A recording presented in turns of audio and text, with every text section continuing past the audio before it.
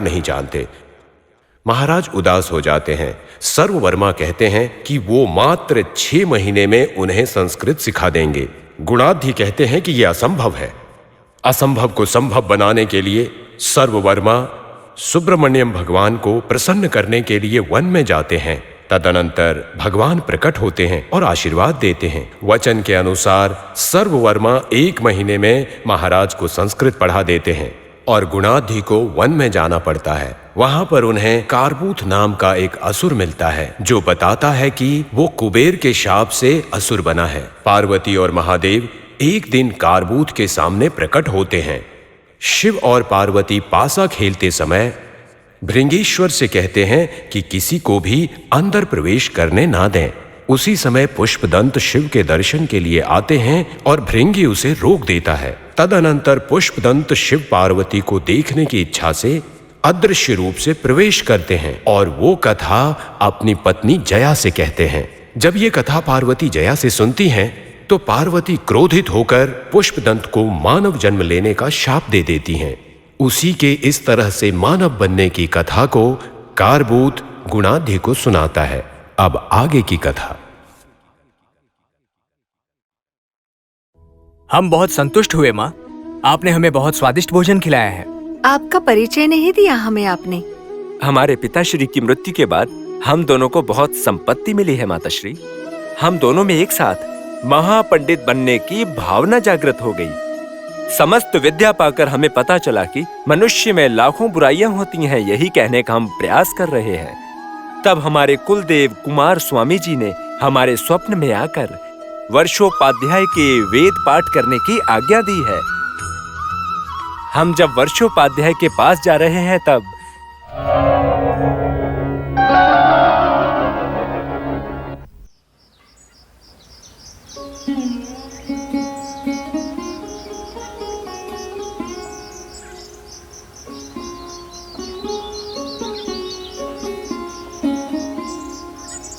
प्रणाम गुरुदेव।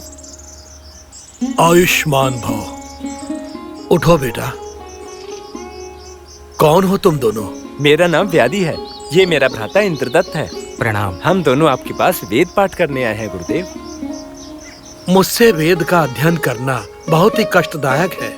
किसी भी यज्ञ को, किसी भी मंत्र को, किसी भी अध्ययन को मैं केवल आपको एक बार ही बताऊंगा। आपको उसे याद करके मुझे वापस बताना पड़ेगा। अगर आपके पास वो शक्ति है तो आप मुझसे चतुर्वेद का अध्ययन अवश्य ही कर सकते हो। यही वर्षोपाध्याय ने अध्ययन कराने का नियम रखा है। यदि मैं स्वयं की बात बताऊं तो मैं कोई भी मंत्र, कोई भी पाठ यदि कम से कम 2 बार सुनूं तो उसे सुनकर वापस बोल सकता हूं। यही मेरी समस्या है। और मेरे बारे में बताऊं तो कम से कम 3 बार सुनने पर ही मैं वापस पूरी बात बोल पाऊंगा। मैं द्विसंताग्रही हूँ। मेरा भ्राता त्रिसंताग्रही है। वर्षोपाध्याय ने कहा है कि वो एक संताग्रही को ही अपना शिष्य बनाएंगे।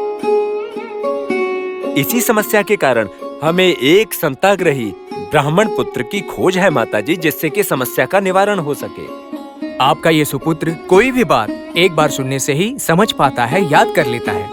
इसी कारणवश हम आपको उसे हमारे साथ भेजने की विनती करते हैं। इस कारण से आपका पुत्र वर रुचि चतुर्वेद का समस्त ज्ञान पाकर महापंडित बनेगा माताश्री।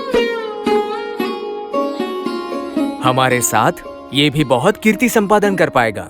ये तो बहुत महाभाग्य की बात है बेटा। चतुर्वेद समस्त जानने के लिए मेरे बेटे को आपके साथ अवश्य भेजूंगी।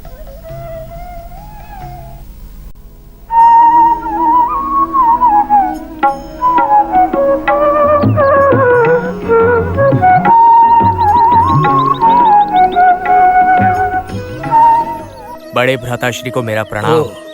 कहो क्या बात है? मेरे जाने का समय आ चुका है। जाना ही पड़ेगा क्या? जाना तो पड़ेगा ही। आप हैं कि राजस्थान पर कोई आशा नहीं रखते, तो मुझे अपने परिवार के लिए राजस्थान लेना पड़ रहा है। मुझे आज्ञा दीजिए। शुभमस्तु। वो देखो वर्षोपाध्याय जी, चलो बात करके आते हैं। वररुचि, तुम यहीं रुको, हम बात करके आते हैं। कौन हो तुम? मेरा नाम वररुचि है। मैं यहाँ वेद का पाठ पढ़ने आया हूँ। ओहो, मेरे बड़े पिताश्री के पास तुम पाठ पढ़ने आए हो? हाँ, तुम्हारे बड़ी पिताश्री का है क्या? हाँ, मैंने तुम्हें कहीं देखा है, ऐसा लग रहा है। कहाँ देखा होगा? मुझे भी वैसे ही लग रहा है। तुम्हारा नाम क्या है? मेरा नाम उपकौशा है। मेरे पिताश्री राजस्थान में पंडित है। मैं चलती हूँ।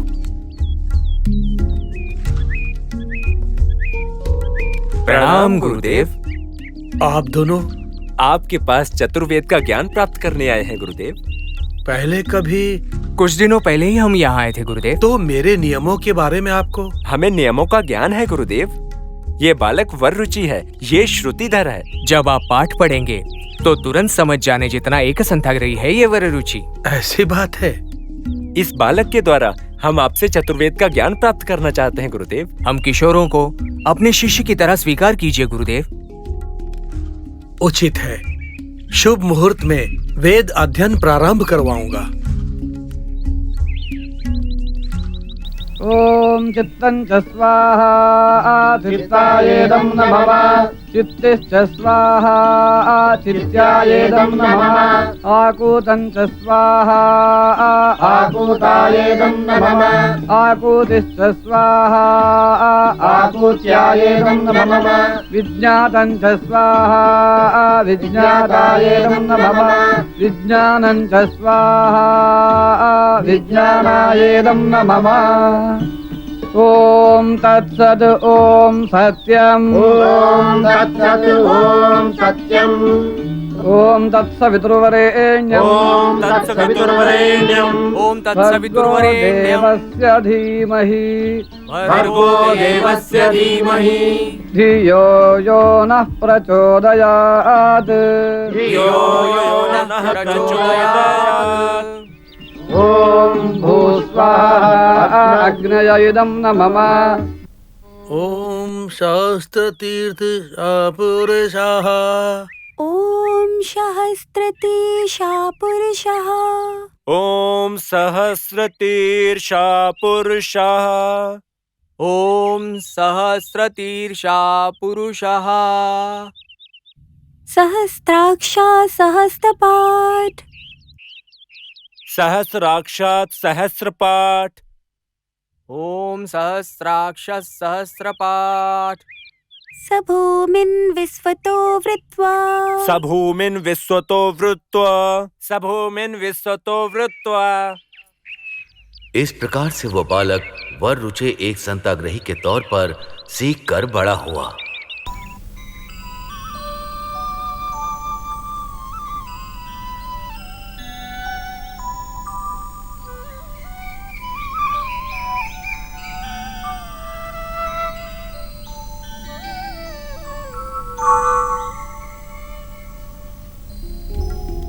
वर रुचि, क्या हुआ पाणी जो यहाँ आए हो? तुम्हें देखने से मुझे जलन हो रही है। कारण क्या है? तुम 10 साल में ही महात्मा वर्षोपाध्याय के पास समस्त विद्या प्राप्त कर चुके हो। गुरुजी की इच्छा पर अब तुम गुरुदक्षिणा के तौर पर व्याकरण भी सीख चुके हो।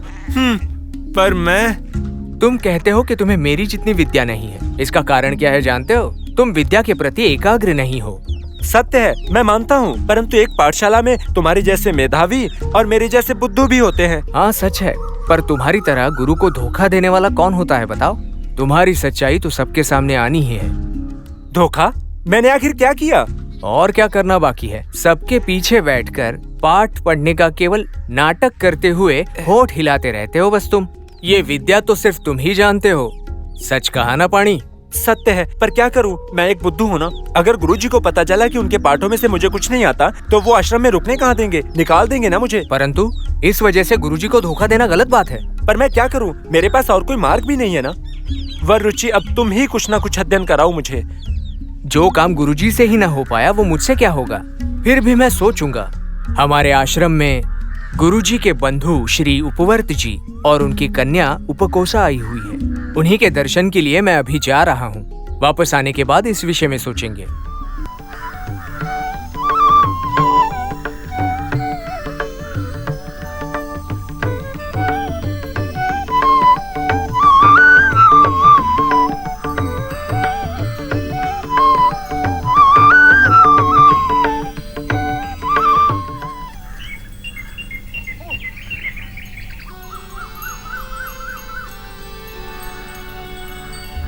वररुचि, रुको ना, तुम चल रहे हो या दौड़ रहे हो? चल ही तो रहा हूँ, मैं कहाँ दौड़ रहा हूँ? देख कर भी पूछते क्यों हो? अरे इसको उठाने में तो मुझे चक्कर आ रहे हैं, यहाँ तक कि तुम भी नहीं दिखाई दे रहे मुझे। तुम्हारे सामने खड़ा हुआ मैं नहीं दिख रहा हूँ तो और क्या दिख रहा है तुम्हें? ऐसी मूर्खों जैसी बातें बंद करो और जल्दी हाँ, चलो। चलो चलते हैं। वररुचि, 12 साल पांडव ऐसे अरण्य में कैसे रहे होंगे? सोचने पर बुरा लगता है ना? आहा, अरण्य में सिर्फ पांडव ही नहीं, राम जी, लक्ष्मण जी और सीता जी भी रही हैं। हाँ हाँ, वो कथा तो मैं जानता हूँ। महाभारत में रामचंद्र जी हे भगवान, महाभारत में पांडव और रामायण में सीता जी और राम जी हैं। हाँ हाँ, मैं वही बोलने वाला था। वो लोग अरण्य में आखिर आए क्यों, वहाँ रहे क्यों? ये कहानियाँ जब मैं सोचता हूँ तो बहुत खुश हो जाता हूँ। इसका मतलब है कि आश्रम में विद्याभ्यास करने के पश्चात तुम्हें रामायण और महाभारत के बारे में कुछ भी पता नहीं है। हाँ, कुछ पता है, कुछ पता भी नहीं, बस मैं तो सोचता ही रह गया। हाँ, तुम यही सोचते रहो और कोई असुर आकर तुम्हें पकड़ कर ले जाएगा। क्यों? और क्यों, खाने के लिए। हे भगवान, मुझे ही क्यों? वो इसलिए क्योंकि तुम्हारे जैसे बुद्धू जानवर के समान होते हैं। हाँ, असुर सिर्फ जानवर को खाते हैं क्या? हाँ, तुम्हारे जैसे मनुष्यों को भी खाते हैं। परंतु मुझे अभी मरना नहीं है वररुचि। हाँ तो फिर जल्दी चलो, चलो यहाँ से। हाँ, चलो चलो।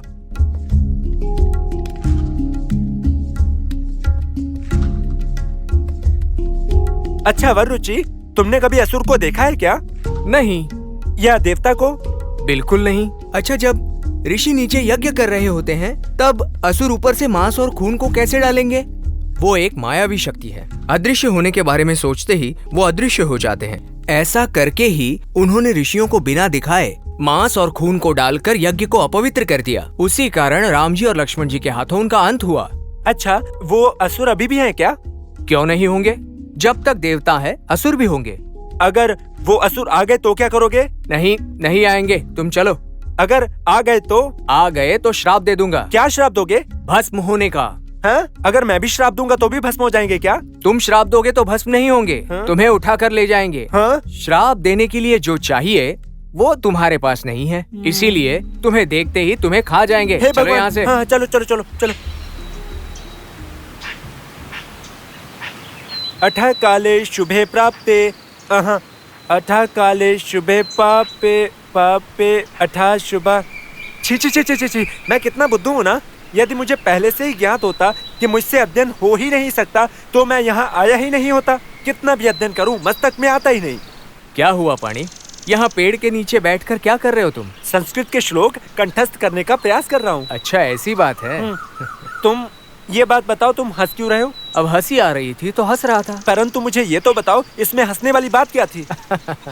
क्यों, मुझे हंसना नहीं चाहिए था? तुम्हें और तुम्हारे कष्ट को देखकर मैं हंस रहा था। अध्ययन के लिए कष्ट तो होगा ही ना, इसलिए परिश्रम करके दिन रात पढ़ाई कर रहा हूँ मैं। फिर भी पढ़ाई नहीं हो पा रही है ना? हाँ, वो तो है। मुझे पढ़ाई क्यों नहीं समझ में आ रही है? सरस्वती देवी मुझ पर अनुग्रह नहीं कर रही है क्या? तुम्हें पता है क्या वररुचि? पता है, तुम जन्मतः एक बुद्धू हो। जन्मतः मतलब? पैदा होने से ही। पैदा होने के साथ ही तुम एक बुद्धू और अज्ञानी मनुष्य हो। तो तुम्हें कैसे पता? तुम्हारे इस श्लोक पढ़ने के तरीके से ही मुझे ये पता चल गया है। नहीं, ये असत्य है। मेरे पिताश्री बिना रुके चतुर्वेद को पढ़ने वाले पंडित हैं। मेरी माताश्री भी आंख बंद करके सारे संस्कृत के श्लोक पढ़ सकती हैं। पर मैं एक बुद्धू हूँ, ये बात मैं मानता भी हूँ। परंतु मेरे माताश्री और पिताश्री का ये कहकर कदापि अपमान मत करना कि मैं एक पैदाइशी बुद्धू हूँ। दुखी हो गए क्या? ज्ञान ना पाने के लिए मौका, भाग्य, सेहत और शिद्दत ना होने वाले तुम्हारे जैसों को तो दुखी होना ही है। अगर मेरी बात मानो तो तुम्हारे जैसे मनुष्यों के जीवन में अंधकार होता है किंतु रोशनी नहीं। तो फिर मुझे पढ़ाई नहीं सूझेगी क्या? बिल्कुल नहीं। मेरा कहा मानो, इस पढ़ाई को छोड़कर अपने घर वापस चले जाओ, वरना कभी न कभी गुरुजी श्राप देकर तुम्हें इस आश्रम से बहिष्कृत कर देंगे। इसमें मेरी क्या भूल है जिसके कारण गुरुजी मुझे बहिष्कृत करेंगे? तुम्हें अपनी भूल का अंदाजा नहीं है क्या? कैसी भूल? गुरुजी जब आश्रम में श्लोक पढ़ते हैं तो तुम्हें समझ में ना आते हुए भी केवल उन्हें संदेह ना हो इसलिए तुम अपने होठ हिलाते रहते हो और आखिर तक कक्षा में बैठकर गुरुजी को धोखा देते हो। हाँ, ये बात तुम्हें कैसे पता? पहले से पता था। गुरुजी को नहीं बताया ना? अब तक तो नहीं बताया है। आगे भी मत बताना, कभी भी मत बताना। मुझे वचन दो कि नहीं बताओगे। तुम्हारे चरणों में पड़ता हूँ। अरे मेरे माता पिता नहीं है, मैं एक अनाथ हूँ। अध्ययन ग्रहण करने की आशा से यहाँ पर आया हूँ। मुझे आश्रम में रहने दो, मुझे पढ़ने दो वरुचि। ठीक है, अब तक तो ये किसी को नहीं बताया है, आगे भी अपने मुंह से किसी को नहीं बताऊंगा, आखिरी गुरुजी को भी नहीं, यही मेरा वादा है। चलो अब चलते हैं।